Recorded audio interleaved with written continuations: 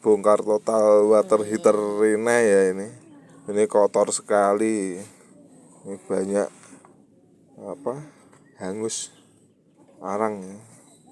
Ini apinya menjulur ke atas, apinya warnanya merah. Jadi semua water heater itu tidak perlu diturunkan ya, kecuali seperti ini. Itu harus diturunkan, bongkar total, harus dibersihkan.